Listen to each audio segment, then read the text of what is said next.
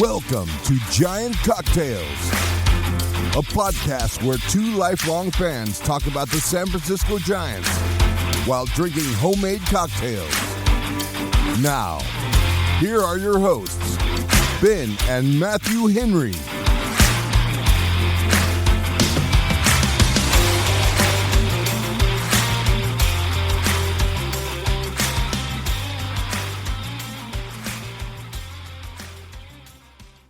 And welcome to another episode of Giant Cocktails. I am your host, Ben Henry, alongside my brother, the ever-optimistic Matthew Henry. Come on, dude. We talked about this. We talked about it. Okay, listen. I don't want to be the optimistic one. Don't make me. I don't want to do it. I wonder if Locked On Giants is hiring. Bob, shut it. You're not helping. I don't get paid enough for this. We will talk about that later. Like, I agree. Like, if this is the way the season is going to be, we're all going to need to get paid more. But we have a problem. Listen, Matthew, you don't have to be the optimistic one.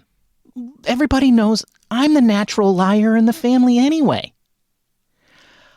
I'll be the optimistic one. You can just be... I got a good word for you. Okay. You'll be the worried one, okay? Oh, that is a good word for me. Okay, all right. Here we go. Okay. Okay. All right. On me in 3, Bob. 3, 2, 1, here we go. Welcome back to another episode of Giant Cocktails. I am your host, Ben Henry, alongside my brother, the Qualmish Matthew Henry. How you doing, Matthew? Qualmish. Look that up on the old Google. You don't need to look it up. Nauseated. Squeamish. Yeah, that sounds about right. Yeah. I'm good. Okay. I'm good. Yeah. Yeah, feeling a little down, are we? Yes, Ben. And I know I'm not the only one. What? What are you talking about? And I know my role on this podcast is supposed to be the optimistic one, but I can't, Ben. You can only do so much, right? I can't do it. I can't be optimistic. Well, here's the thing. I don't know if you know this, Matthew, but I'm a former Silicon Valley executive. So I'm really good at blowing smoke and telling lies. And so, as I said, I have no problem being the optimistic one today. Like, this is fine. Everything's fine. Folks, everything's fine. Like, I know things are looking down. I know that things are looking shaky. I know the offense hasn't displayed much of anything all year since Matt Chapman hit those home runs in San Diego. But here's the thing, folks. We still got a long season left. As everybody keeps saying, well, at least they were saying it a week ago, especially when they were all high on Mr. Blake Snell.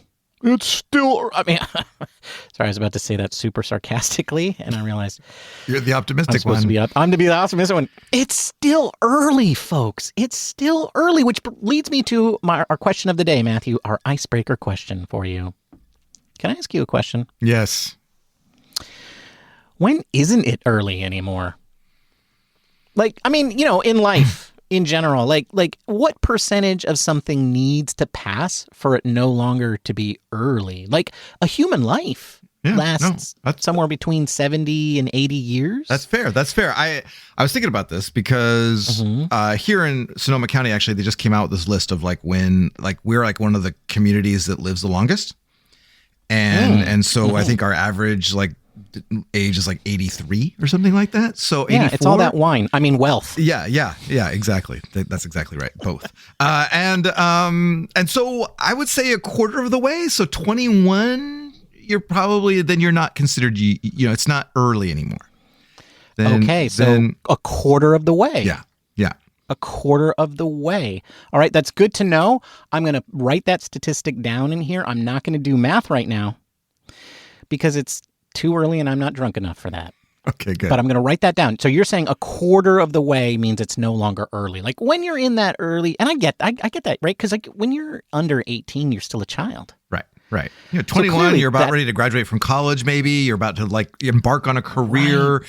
It's, you know, that's not early anymore. Now you're like, you're getting into real life. Now you're getting into. Yeah. You maybe still have a room for a few mistakes, but like if you really screwed up your childhood, you're kind of doomed.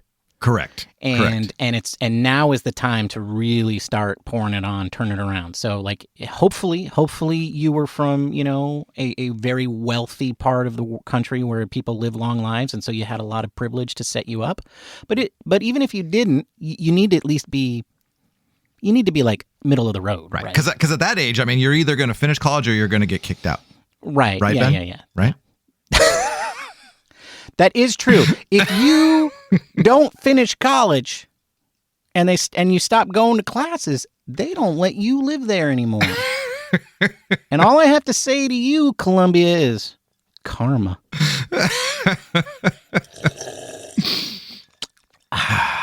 Anyway. Today is... Anyway, today is Sunday, May 5th, Cinco de Mayo. Woo! Cinco de Mayo, where the Mexicans kick some French butt.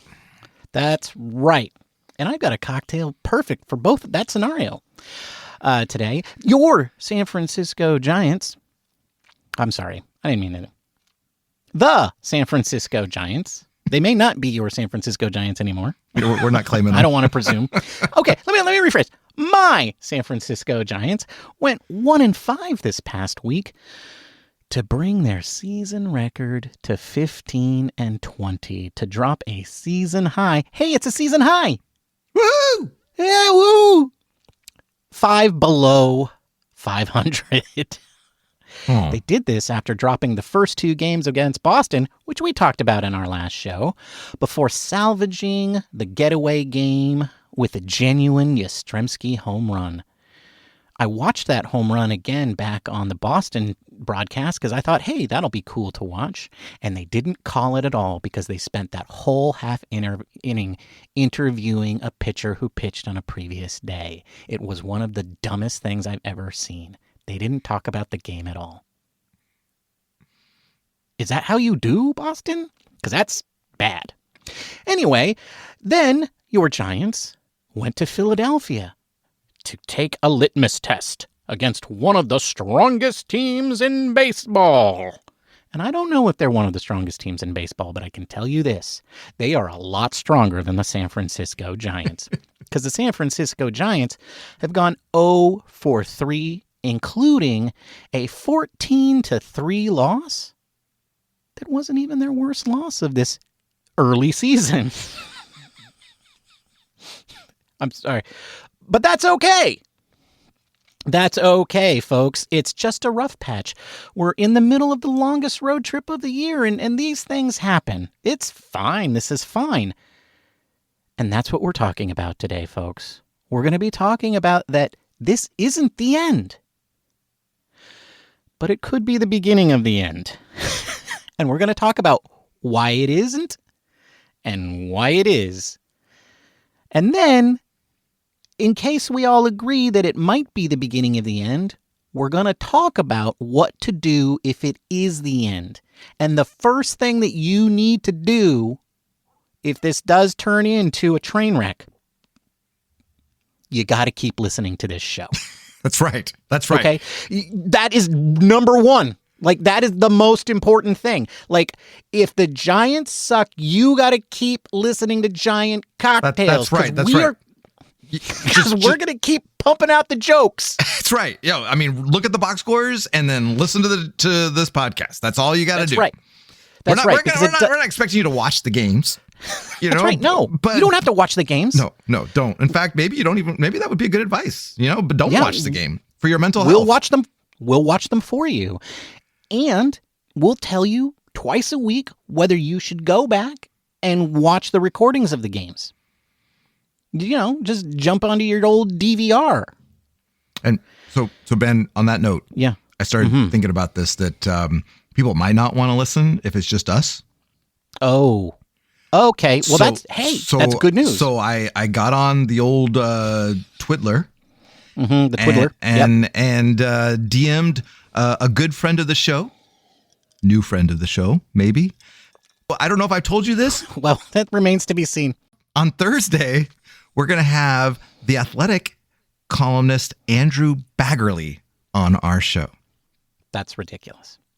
I know. I thought so too. But he's actually agreed to come on. Wait, what? You're serious? I am. Yes, I'm serious. I'm assuming he hasn't listened to the show before. Yeah, Andrew Baggerly's clearly never listened to our show before. He must think that we're affiliated with some big conglomerate or something. Yeah. And maybe he's trying to parlay us into a job or something. Well, it all started with one of his columns last week where he was mentioning cocktails in his columns. There was a Logan column. Webb punch, and there was like Benedictine. And so I reached out to him and I said, hey, would you like to come on the show? And he said, absolutely. And so he's going to be on the show, and we're going to talk about cocktails and maybe the Giants.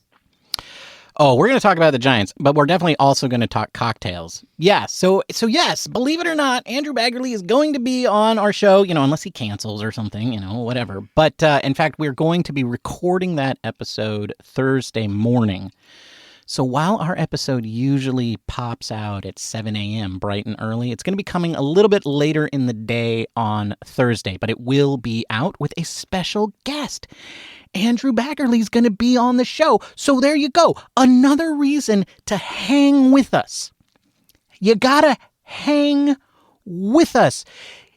It's all maybe not going to be okay.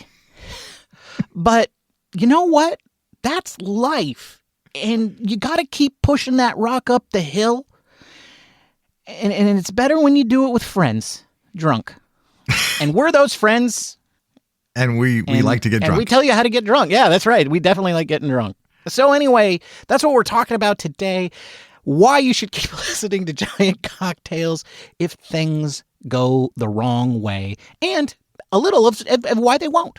This is the low point, folks. This is the low point.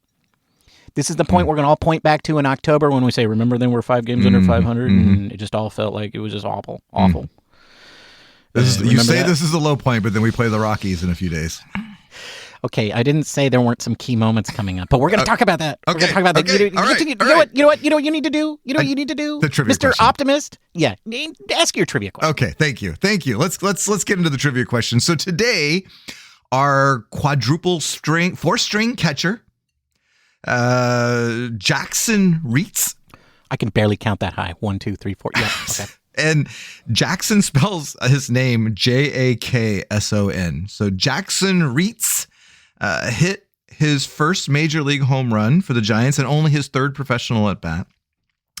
And I tried to get into his third major league at bat. Yes, his third major league at bat, right? Not professional. Third major league at bat. He hit a home run for the Giants in his first Giants at bat. And it was a monster too. It was nice. He annihilated it. So it was not his first major league at bat, but I tried to find who was the last Giant player that hit a home run in his Giants debut at bat, and that was a little bit harder to find than I thought it was, because all the little the finder outers were not as easy to manipulate as I thought they would be. So I did find though. The finder outers, okay. Yes. Finder outers. Yeah. I did find, though, however, that there have been 4 San Francisco Giants who have hit a home run in their first major league at bat as a Giant. Can you name 2 of them? Because 3 of them, if you're a lifelong Giants fan like us, you've definitely heard of them. 1 you may not be so familiar with, but there have been 4. And I'm only asking you to name 2. You're asking me to name 2 of the 4. Yes. And I'm saying specifically San Francisco Giants, not New York. Okay. So oftentimes I know the answer and I pretend to not know the answer because that's dumb, right? If I say the answer on the show. This time I'm pretty sure I only know one of them. I know one of them definitively because if you don't know this one, you're not a Giants fan. And if you don't know this one, or you're 20 years old and you don't remember back that far. If you don't know. If you're 20 years old and you don't know this, Well, what are you doing? You're going to learn spending at too the much end of time this at episode. school. That's true. That's for sure. You're spending way too much time at school and reading books, okay? You need to spend more time reading about the San Francisco Giants if you don't know one of these. Sacrilege. But it's fine if you don't. Whatever, it's just baseball. So I know one, but I'm not going to say that one. So I'm just going to give me a one moment here, Matthew, while I just click on a link here, and I'm just going to grab okay. Yep, I got it. Steve Scarsoni and Kim Baptiste. Were they even Giants? What are you talking about? What are you talking about? That's worse than the 20-year-old not knowing you-know-who doing you-know-what against you-know-whom. All right. Yeah, all right. We will see if Ben is correct at the end of the show. Thank you. Isn't it time for the booze, boys? Yes, let's talk booze. We need it. What are you drinking, Ben? Well, thank you for asking, Bob. That's very kind of you, Bob. This week I am drinking in honor of Cinco de Mayo, the holiday of my people, about a battle that I think I don't even know if they won the battle. Of course they won the battle. They won the battle, but they lost the war, right? Well, they're not speaking French in Mexico, so I think that eventually they figured it out. Yeah, this was like the France's Vietnam or something. Well, France was in Vietnam. And then France had... Okay, and it was one of France's many Vietnams. Anyway, I am drinking the Lone Ranger in honor of my ancestral home, Mexico. And today... Did I say the name of it? Did you say what? It's the Lone Ranger. Yes, you did say that. I'm drinking the Lone Ranger. Okay. And the reason I'm drinking it is because it has tequila in it.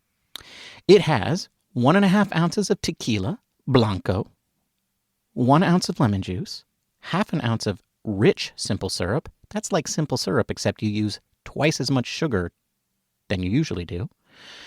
And then it has 2 to 4 ounces of sparkling rosé wine. You combine your tequila, your lemon juice, and your rich simple syrup into a shaker with ice. You shake until chilled, and then you strain that into a highball. You carefully add your ice, and then you slowly pour in sparkling rosé to be careful to preserve the bubbles. And you might want to give it one gentle stir with a spoon to mix the ingredients. You might not want to. And it turns out to be this nice, refreshing pink color. And those of you who know it, it's very similar to a French 75, which is one of my very favorite cocktails. And that's what I'm drinking today, the refreshing and soon-to-be drink of the summer. You heard it here first from Ben, the Lone Ranger. I think it's interesting that you chose a drink that has both France and Mexico in the drink. You got your bubbly wine and you've got your tequila. Mm-hmm. So, well, I actually... Kudos to you. I'm actually using Prosecco. It's got Italian. It's Italian. Oh, it's Italian. Okay, well, But I mean, but it could be champagne. It could be French. It could be French. Mm-hmm, absolutely. They have the third best sparkling wine in the world, I hear. Right behind Northern California and Italy. Yeah, that's right. Mm-hmm. What are you drinking, Matthew? Well, thanks, Bob. Thanks. I'm drinking a drink that I made up called Santa Margarita. Margarita. I've been playing around with Benedictine a lot over the last week. Since our friend Mr. Baggerly agreed to be on, and in his article he mentioned Benedictine, I thought, well, I should become more familiar and play around with Benedictine. So I have created a margarita that, well, I'll tell you what's in it. It's got 2 ounces of Blanco Tequila, 1 ounce of fresh lime juice, 1/2 ounce of Benedictine, a bar spoon or 2 of agave syrup. You only need a little bit. You don't even need like a 1/4 ounce, maybe just a bar spoon, which is optional. If you don't want the sweetness in there, you don't have to include this. And then 1 dash of orange bitters. And you're going to put all those into a cocktail shaker with ice, give it a good shake until well chilled. And you're going to strain that into a rocks glass with fresh ice. You could ahead of time prepare it with salt if you want, or go entirely without the salt, and you're going to garnish it with a lime wheel. So that is what I'm drinking, Bob. What I'm calling a Santa Margarita. That's a tasty cocktail. Thanks, Bob. I think it is. It's again, ode to our Mexican heritage. Viva Mexico. All right. That's about as optimistic as I'm going to get, Ben. Right. Yeah. I guess that means we got to do this, don't we? Yes. This is what we signed up for. It was like, hey, let's do a podcast about the San Francisco Giants. And the first year started out so well. It did. But we are lifelong Giants fans should have known better. Right. Well, you know what, Matthew? The universe is Lucy. And Lucy has put that football back down in front of us. And the last couple of years, we were like, okay, we felt like this was coming. We kind of felt like when the universe pulled the football away, we were like, okay, we should have seen it coming, right? Especially last year. It was all sort of like, okay, we had an 81 year before. You know, it turned out 2021 was probably a fluke. And the universe was like, probably? And it gave us the 80 and 82, but we had a really unsavory end to that season. Things just dwindled. But then, Matthew, we had the off-season of off-seasons. Farhan finally came to his senses. He was like, oh, you don't like these rental players who don't want to be Giants and are just here to get good so they can go get their bags somewhere else? Michael Conforto, I don't think you understand how this is supposed to work. You're supposed to have a good season the first year. That's right. Yeah, you can't get the bag if you don't. You know what I mean? Yeah. Anyway, and so he was like, "Oh, you don't like that? Well, I will reluctantly go get some good players, the top players in free agency, but only after they have fallen to bargain basement prices." They ended up at Ross. And that's right. Farhan was like, now that they're no longer our Nordstrom rack, now they're not at the big Nordstrom. Now they're at the rack. Yeah. You know what he does is he waits outside the store on days when he knows the new shipments are coming in. And he waits in line. He's the first one in line. And as soon as the door opens, he rushes in. And then he just snatches the good deals right off the top of the bin. And that's how we got Matt Chapman. And that's definitely how we got Blake Snell. And so we were all super excited. Like this, finally, they went out and they did the things that they're supposed to do. And then he also got this kid, Jung-Hoo Lee, and we didn't really know what that was going to turn out to be, but at least he was interesting. And you know what? He was young. So not on a 1-year prove it to me contract. Yeah, exactly. So if he's gonna improve, he's gonna improve as a Giant. And this was great. It was really exciting. And everybody was like, finally. And then we got Bob Melvin. We got rid of old stepdad. And, mom's new boyfriend just seems so much more down to earth. And he definitely wasn't a boring guy who comes home and watches Jeopardy at the end of the day every day and asks us how school is, but then turns out he's not really listening. No, not Bob. Not you, Bob. The other Bob. Not Bomel. So we had all these high expectations and look what they've done to us. Look what they've done to us. Look what they've done to you. I'm a cynic. I'm like, of course I don't, I don't even like the Giants when they're good. It's like, why am I even a Giants fan? Some people ask. Who is this guy? I hate him. He hates the Giants. He wants them to lose. Right? So it's fine. Whatever happens to Ben, nobody cares. But look what they did to you. What have they done to you? What have they done to my boy? Just a shell of my former self, Ben. Just a shell of my former self. I used to have I used to wake up happy. I used to, bluebirds would come and land on my finger. They were I had a skip in my step. It was a wonderful time to be alive. And lately, Ben, I'm struggling. Right. I'm struggling to find meaning. Right. I'm struggling to find that joy that other fans have. Right. Okay. So here's the truth, folks. This isn't the end. This isn't the end. The Giants haven't even played a quarter of the games this season. Oh, that's right. That's right. It's still early. It's still early. So I'm here to tell you that this isn't the end. And why isn't it the end? Because it's still early. And I know they've given us the rug pull. I know it feels like the universe is about to snatch that football away from us yet again. But it's not over yet.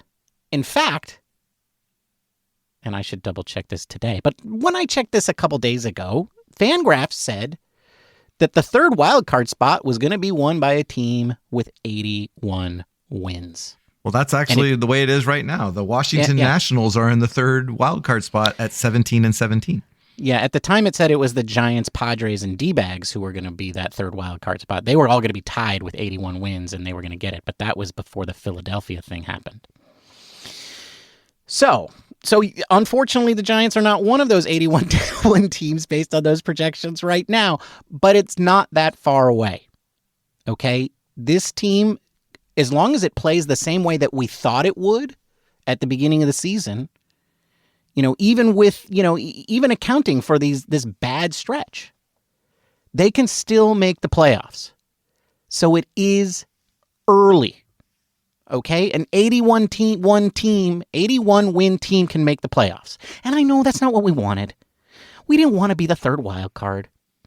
We wanted to be the second wild card. But here's the thing. A lot of teams that were competitive, they're out there struggling too. The Padres, the D-bags.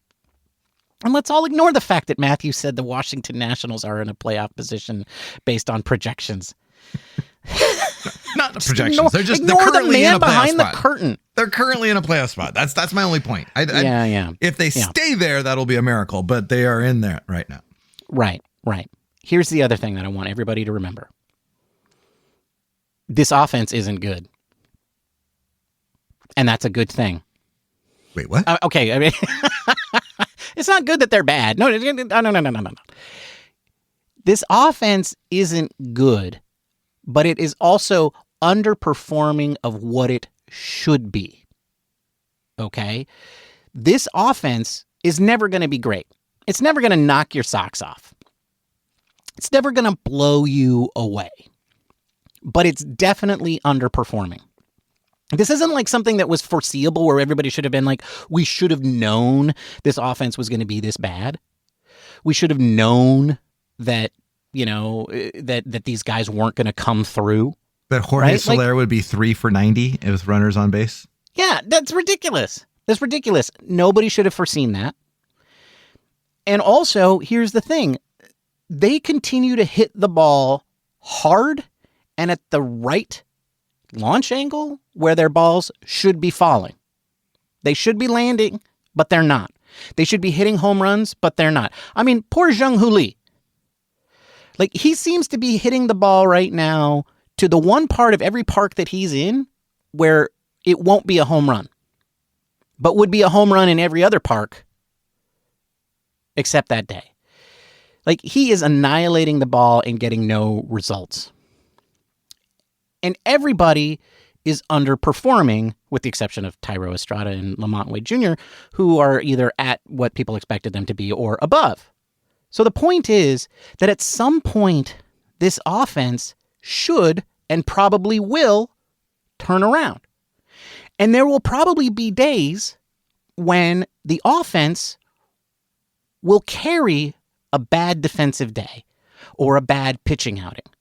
And that's why this team looks so bad right now, because it's had a couple of those, right? I know that Logan Webb has looked, he's had 2 bad starts in a row.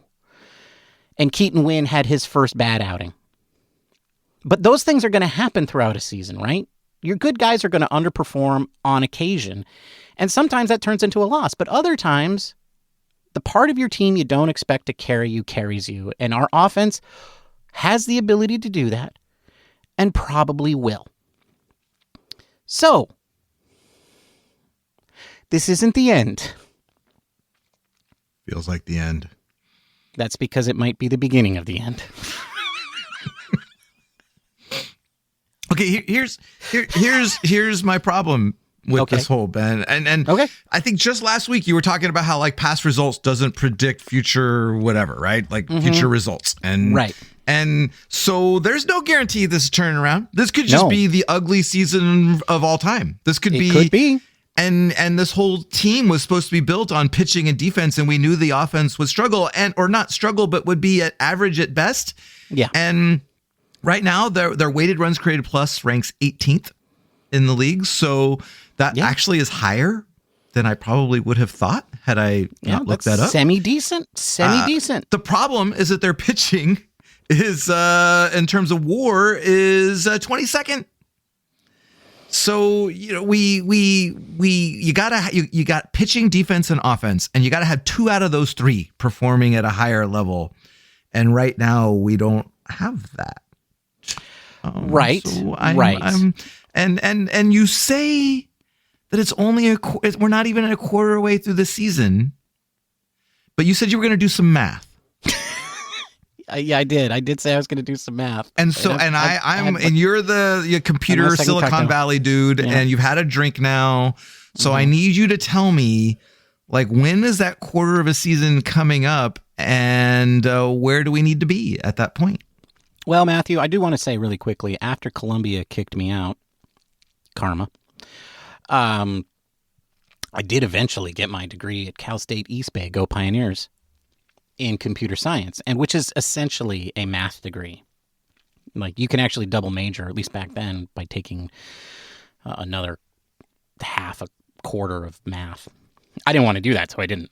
But anyway, the point is, I can add and do math. And yes. So here's the thing.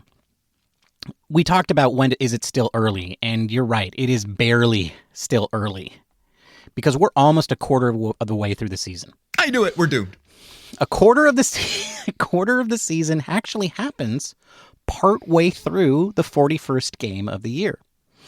Once you have played 40.2 or something like that games, 0.25 games, you're a quarter of the way through the season.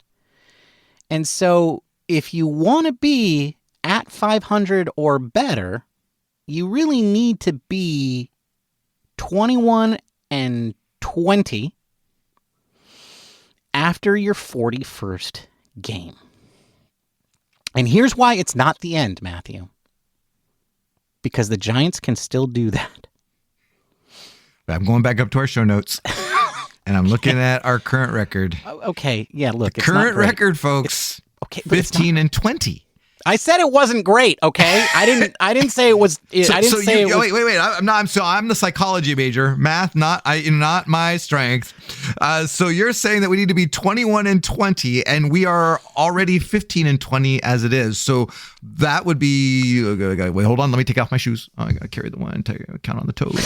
So that means that we've got to have 6 wins in a row to get to 21 and 20. I said it was possible. I said it was doable. I didn't say it was easy. And also you don't have to do that, like, right? I mean, look at the Oakland A's like 20 years ago. They won like 20 plus games in a row. See, you could be here's the thing. If it takes 81 wins to win a wild card spot, the Giants could be 20 games under 500 with 20 games to play, win all 20. Okay. And then win a wild card spot. Okay. So see, there's a difference between optimistic and high. Okay. And drunk. That's how you always sound to me. You're always saying these ridiculous things like, blah, blah, blah, they could still win 20 in a row. Blah, blah, blah, blah, blah. But anyway, yes, they have to win 6 in a row. Here's the good news, though. They have to win. They have to win against Philadelphia, which I know right now looks impossible. But it's going to be Mason Black. That's right. Because Farhan Zaidi finally realized, maybe I am an idiot. Maybe I did make a horrible mistake. I'd like to imagine him. He's sitting there watching Dalton Jeffries just get torched. And he says to himself, I've made a horrible mistake. No, but I see, I have, there's some thoughts. Okay. So the 40-man, just let's go through the process here, right? Okay. So they DFA'd Mitch White in order to clear a spot on the roster for Skeeter McGoo or whatever the catcher's name is, right?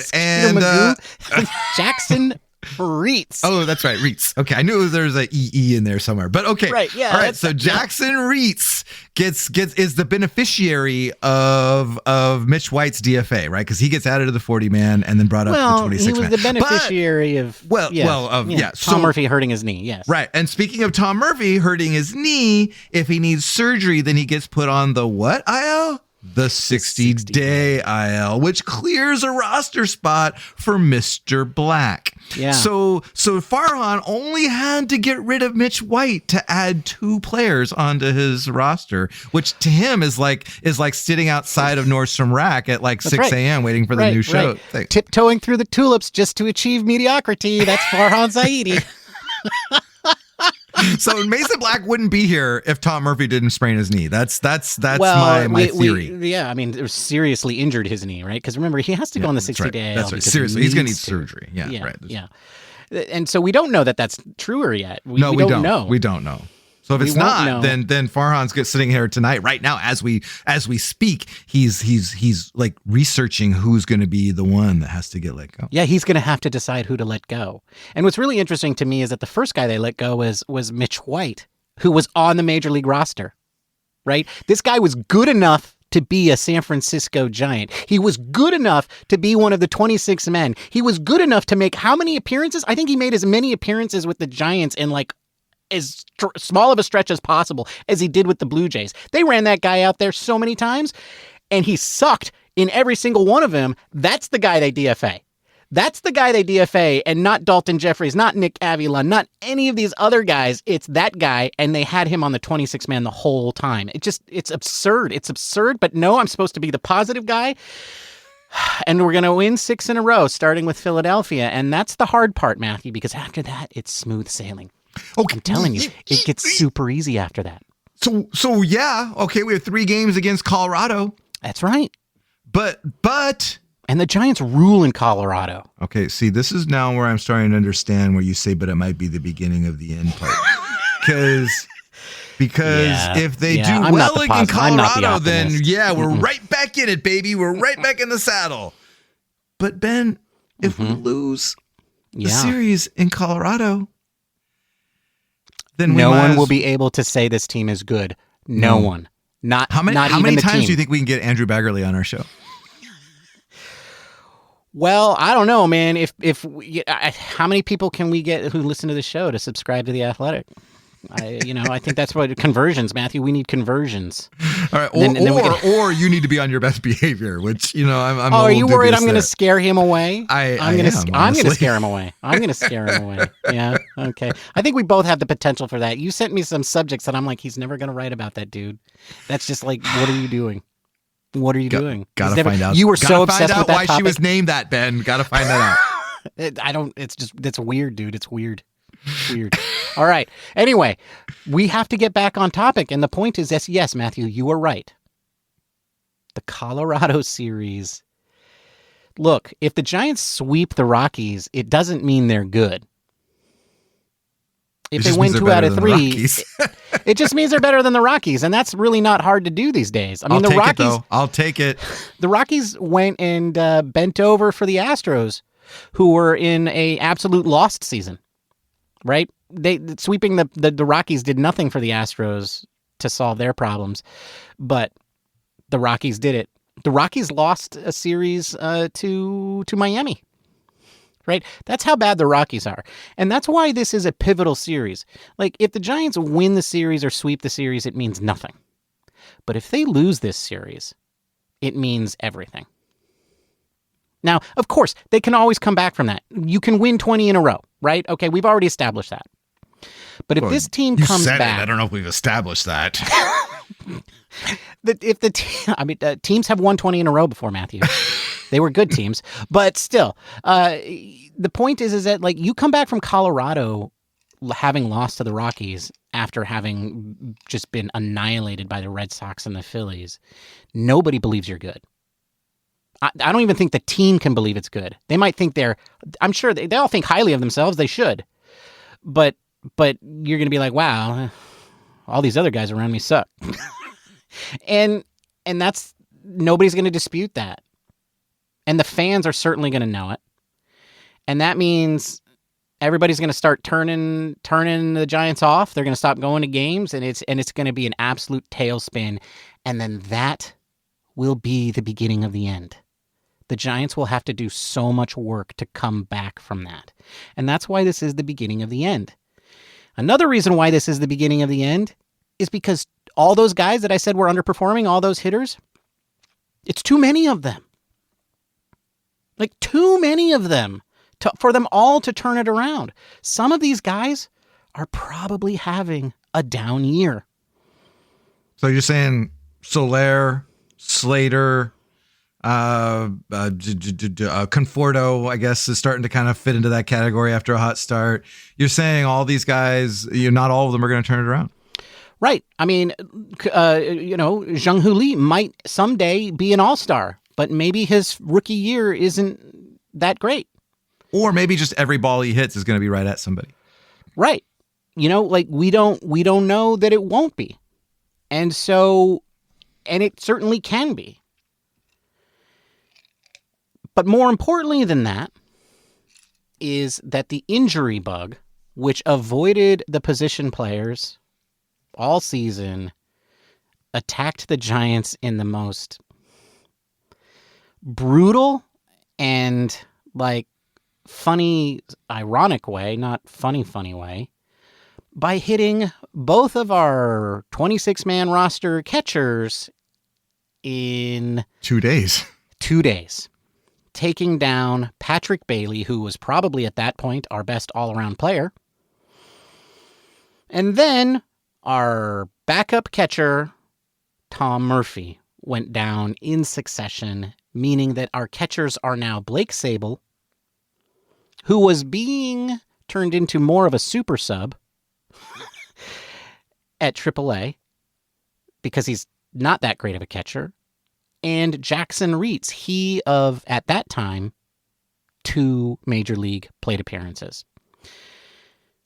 And, this team couldn't stand to lose a player of that caliber. I could not think of a worse guy to lose than Patrick Bailey. Now, it's a concussion, so sometimes you can come back from those easily, but sometimes they linger and last forever, and time will only tell. Ask Brandon Belt, right? Yeah, exactly. It's also an injury that ends careers. I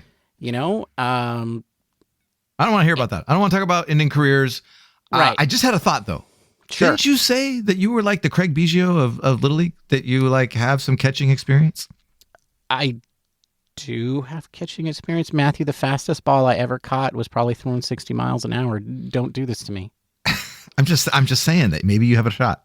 You know what? I bet you I could have stolen a base in the major leagues. That's probably the one thing I could have. I certainly could have gotten hit by a pitch too. I could have gotten hit by a pitch. You were really good at that in Little League too, actually. I was. That was my thing. I couldn't hit. So I couldn't hit. Okay. That's news. That's interesting. All right. So I think the point here is that this is a pivotal moment in time. And this could be the beginning of the end. It could be. So what happens if it is? What if just things keep going down, and we at some point it becomes evident that we're not even going to hit that 503rd wild card spot? Right. What do you do, Ben? If you're Farhan, whose job is probably on the line right about now, what do you do? What do you do? I don't think his job is on the line right about now. It's just the way these people think and work. I mean, if I was his boss, yeah, sure. But if I was his boss, he would have been fired long ago.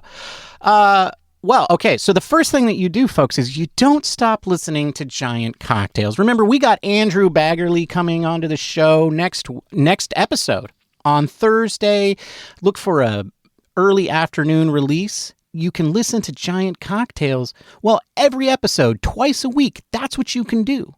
And that's your commitment to the San Francisco Giants until they start winning again. And because here's what you listen to us, the Giants get no benefit from that. Heck, we don't get a benefit from it. If enough of you download our episodes, it actually costs us more money. The more of you that listen, the worse it is for us. Yeah. Well, for Ben, I don't pay anything. That's right. That's true. The worse it is for me. Tell your friends. So that's the first thing that you can do. But here's the second thing that we get to do if this is the end of the season from a competitive standpoint. We can start talking about which players to trade, which is always fun. It's like the off season, which is one of the parts of the season where we get our most downloads. Serious. Is in the off season. People love it when the Giants aren't losing. Yeah. It's like the hot stove. Yeah, it's like the hot stove season, except during the regular season. So you can start talking about who should the Giants trade for prospects. And listeners, there are some players out there that you guys just hate so much.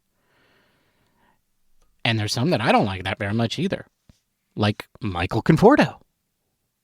When can we trade him? How many games below 500 do the Giants need to be before they can trade Michael Conforto? Oh. Well, he's a true rental, and he'll be one of those. That's right. Could use a change of scenery. Maybe we'll get him going kind of guy. That's right. Unfortunately, we're not going to get a lot back for that. No. You know, for a guy who missed a season, had a bad season, and then is having a mediocre season. Yeah. We might get a Ben Henry back for that. You might. You know, hey, I don't know if you know this, but he can play second base and catcher. Okay. Conforto, not that great. Probably not going to get great returns from it. He's a gamble, right? Yeah. But the sooner you trade him, the more you could get for him, because then those teams could decide, you know, maybe there'll be more payoff. But here's a name, Matthew, that a lot of fans are going to get excited about. Okay. You could trade Mostyn Slastrimsky. No, not Mostyn Slastrimsky. Yeah, and in fact, you could trade him twice. Now, look, I mean, Yaz is turning it around. He's kind of coming back to his normal self, you know. Austin Slater, he hasn't had that many at-bats. People really hate Slater. They hate him, and I'm like, this guy is irrelevant. He's irrelevant. Austin Slater is not why the Giants are bad, folks, but you hate him so much. So you could trade him. And I bet you might get as much as you get for Conforto for Slater, because he's such a good defensive replacement and pinch hitter. Yeah. So, I mean, there are teams out there that could really use a guy like that.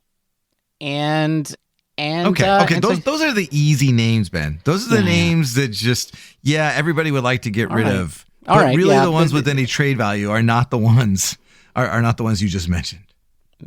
That's true. What if we put Blake Snell on the block? Oh, I like that very much. Can you imagine, like, the Snell journey if the Giants trade him before the trade deadline? Yeah, it's not going to happen. But that would be cool. I mean, it's not going to. Why can't it happen? Of course. They would have to give away a lot of money. They would. They'd have to basically pay for him to go. Yeah, they'd have to pay for him to go. But, you know, because he has so much upside, you might actually be able to get real prospects here. So basically, you'd be buying prospects, which the Giants have done before. Yeah, but I'm talking real prospects. Don't get me wrong. I would take 4 more Lamont Wade Jr.'s and Tyro Estradas. I would take those guys every day. But, oh man, that's amazing. That's amazing. See, folks, we could be talking about that. That could become a real thing in the future. Okay, but you know what the real draft or tradable prospects are guys that are fan favorites. No. That we wouldn't want to see leave. Could you imagine if Farhan, we wake up one day and the Giants have announced that they've traded Wilmer Flores for a backup catcher that only plays like 5 games? That's probably what he would do. And he's not good defensively. He can only hit. Because that's what we need, a backup catcher that can hit. Mauricio Dubon 2.0. Yeah. I mean, Wilmer, now you're starting to talk. I mean, I still think that the returns on these are limited. Matthew, let's face it. The Giants only have 2 position players that are of any value, and one of them they're just not going to get rid of. They're not trading Tyro Estrada. They're not. Or Patrick Bailey. Well, Patrick Bailey, but Patrick's hurt. Yeah. I mean, they're not trading Bailey at all, ever. That's insane. Estrada, I could see you considering. But there is one guy that I think they might get a little bit of value back for, who they might consider trading, if they were throwing in the towel, and that is Lamont Wade Jr. I think there's a name that you could start to consider. So we're not saying it's happening now, folks, and I know that might make some of you sad. Late night Lamont? Really? Well, especially since he's like our best hitter. Yeah, I mean, that's really throwing in the towel. He is our best hitter. He's one of the top hitters in the league right now. I mean, he is. He's doing really well. He's not hitting for a lot of power, but otherwise, yeah. So folks, we could start having conversations about that. It's fun. It's kind of morbid. It's kind of, but at the same time, it gives us the potential to bring in new guys. Well, yeah, right. You trade Slostrzemski and all of a sudden you've got Matos in right field, right? You trade Wade Jr. and maybe you get a Bryce Eldridge sighting, Yeah. I mean, that's a big jump. But that's a big jump. First of all, at the end of the year, maybe towards the end of the year, you would, because now you got some guy in there that you don't really care about. No, Bryce Eldridge is not going to make his debut this year because Farhan Zaidi is our GM. I don't know if you know that. Our hobo is Farhan Zaidi. He doesn't do things like that. That's right. He doesn't do that because then you have to put him on the 40 and man. We're going to get to that. But you are right, though, Matthew. It does make room for young players, and that means we can start to see young players make their debut or players who've already made their debut stick around and have a lot of at-bats. Like tomorrow.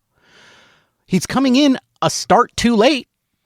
But we're finally going to see, well, today as this podcast is released, we're going to see Mason Black.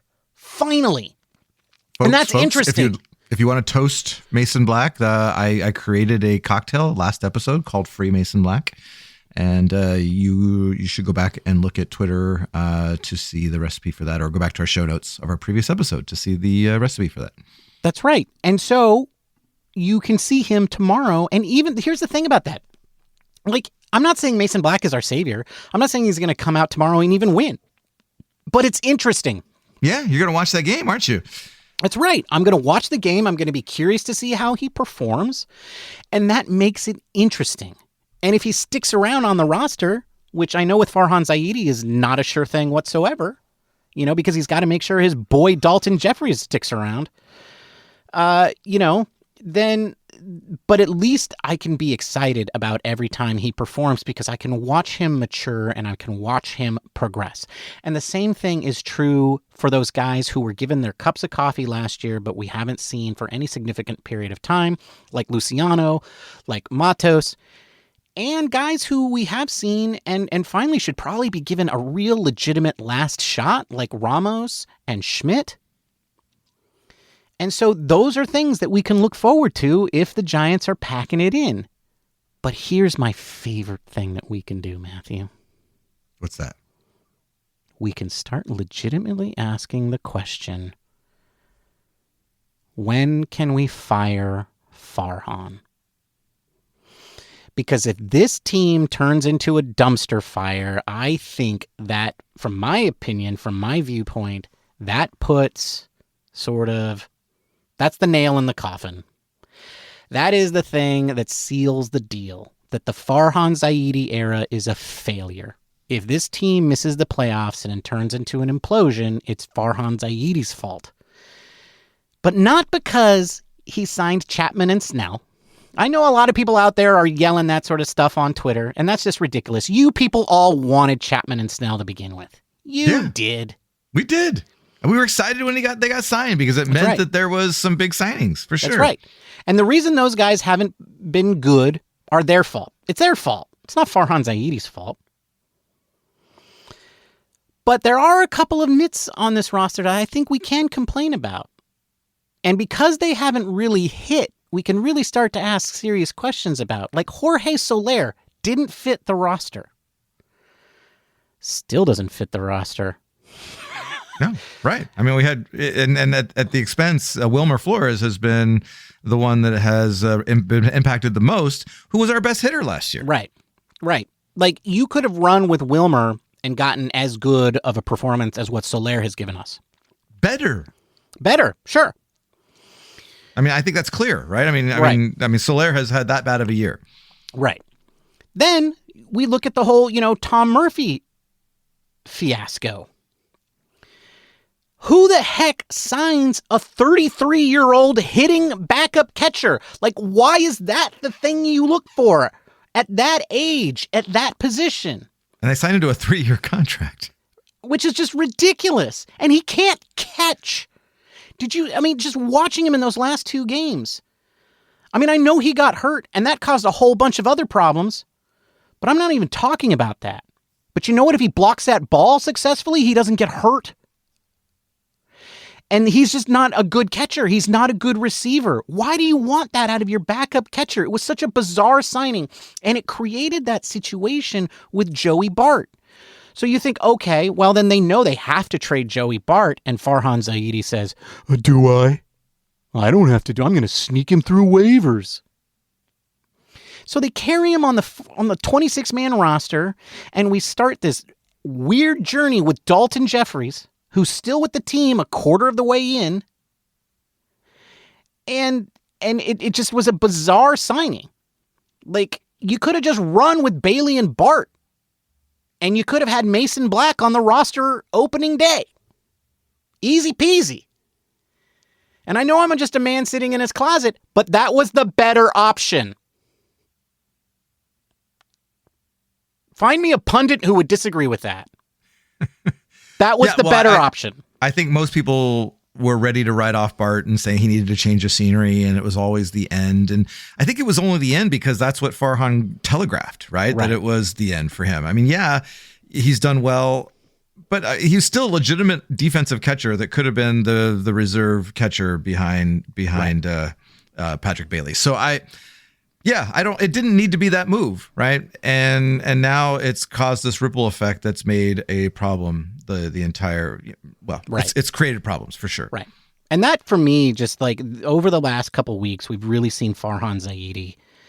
Like, we shouldn't be talking about him right now, and he continues to hamper this team. He continues to do things that hurt this team. Like Mitch White, obviously a mistake. You know, the dedication to Dalton Jeffries over Mason Black is just confounding to me. Everybody in the world thought that Mason Black was going to make his debut in Boston. Except here we get a bullpen game with Dalton Jeffries as the featured pitcher. Meanwhile, the San Diego Padres are trading for Luis Arraez. And the Giants are running out Dalton Jeffries when everybody says it should be Mason Black. It's laughable. I called him incompetent last week, and I think a few times I said it's almost or it's close to. It's no longer almost or close to. He's incompetent. And we can watch the end, folks, if this turns into a dumpster fire, because then we start to wonder, how long is he going to last?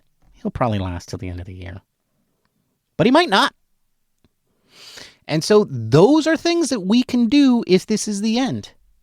But it might not be the end.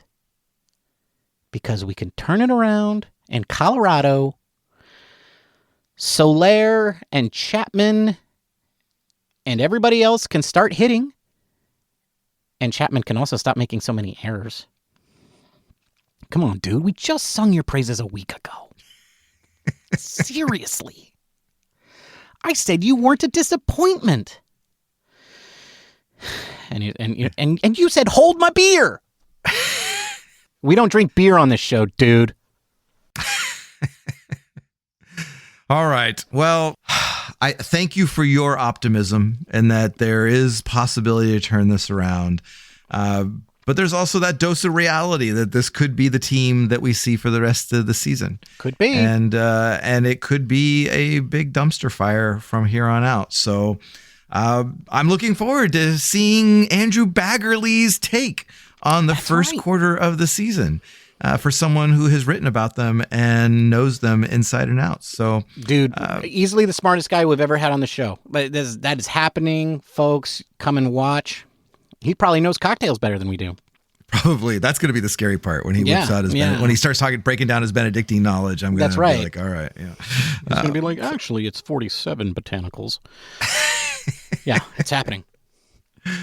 All right. Well, I think it's time to close this out with today's trivia question answer, Ben. Do it. The trivia question was, that Skeeter Reitz dude hit a home run in his first San Francisco at bat, but not his first major league at bat. Skeeter Reitz. Well, Jackson. Jackson Reitz. Oh, that's right. Jackson Reitz. Dude, Jackson with a K. Yeah. Okay, yeah. in that one moment today, as we record this podcast, he did something more epic and more perfectly than you have ever done or will ever do in your life. That's true. But I don't have a name like Skeeter Reitz. Good old Skeeter. All right. Good old Skeeter anyway, really hit that ball. The question was, all right, 4 San Francisco Giants have hit a home run in their first major league at bat. Now, where Jackson Reitz did not hit a home run in his first major league at bat. It was his Giants at bat. But the question is, 4 San Francisco Giants have hit a home run in their first major league at bat. Can you name 2 of them, Ben? That's right. And I said Steve Scarsoni and Kim Batiste. Yeah, and I have no idea if that's true or not. But they both played for the Giants in 1996. Kim played 54 games and 136 at-bats. And Steve had 283 at-bats, 319 plate appearances. He was our everyday second baseman. Good old Steve Scarsoni. All right. Well, the answer is there are 4 name players are, and one of them, which is the first one, was interesting. John the Count Montefusco. Wait, what? Who was a pitcher. Yeah. Hit a home run in his first major league at bat with the Giants. The second was Johnny LeMaster, who was a number 1 overall pick in one of the drafts for the Giants. Had a very forgettable offensive career. Right. So hitting a home run in his first major league at bat is kind of funny. Will Clark, of course, is the one that Ben was talking about. The one that you should all know. He hit it off of Nolan Ryan in the Astrodome. You should also know that. So that you can't start a career better than the way Will Clark started his. And the last one was Brett Pill. Hit a home run in his first major league at bat. You youngsters, if you haven't seen the highlight of Will hitting the home run, my favorite part is the point. Yes, when he claps his hands and he points out into the stands after he comes in from home plate. You got to go watch the replay. It's epic. It's epic. Apparently, he was pointing to his parents. Whatever. Afterwards, but, I don't care who he was pointing to. Yeah, but he could have been pointing to anybody he wanted. That's right. Doesn't matter. That's right. Yeah, we saw a game in the Astrodome. We did. Yeah. All right. Anyway. That does it. As Ben mentioned, looking ahead to next week, we are playing the lowly Colorado Rockies, who currently have a record of 8-26, which isn't good. And we got to take care of business in Colorado. I think they've only won 2 games on the road, so most of those wins have been in Colorado. So we're going. But you know what? The Giants have played well in Colorado the last 5 years or so. So yeah. This is a big series, folks. This is a big series. Like, the Giants win it, as I said, that doesn't mean anything. But if they lose this series, this is drama. This is drama. The Rockies are there to let teams beat up on them. That's right. And if you have to take advantage of that. If you don't beat the Rockies, it means you're bad. It does mean that. I know. Anyway, it's a long fall. It's a long fall from where we were a month ago. I know, buddy. I know. I'm so sorry. Folks, listen to us on the podcast listener of your choice, including YouTube. Subscribe. Do all that. Leave a positive review. Maybe after the Baggerly episode, you could be like, wow, they got great guests. So leave a good review. Maybe in the review, you say this is not indicative of the Giants. Play that they are that the Giant Cocktails guys bring it every game, and unlike the Giants. Anyway, and then don't forget to subscribe if you haven't done so already, and follow us on the socials, the platform formerly known as Twitter, Instagram, Threads. Tell your depressed Giants friends. Tell your depressed Giants friends to come and listen to us. Yeah. We will do our best to amuse and entertain. That's right. At the very least. That's right. That's our role. That's what we do. All right. Well, until next time, Ben, when we have special guest Andrew Baggerly, it's good talking to you. Cheers, my friend. Cheers, Matthew. Bye, everybody. Goodbye.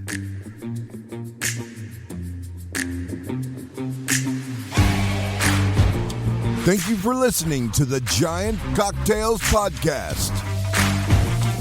Until next time, bottoms up.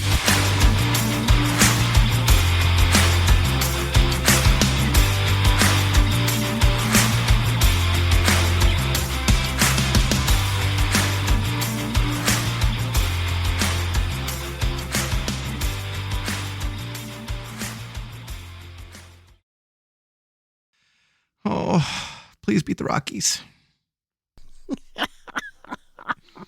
What is it, our funniest episode ever, or is it our best episode ever? Or listen to this episode or die? Oh, I like that last one. Kind of has a drives home the point. Maybe it's a little needy though. Maybe it's just a little needy. It's a little needy.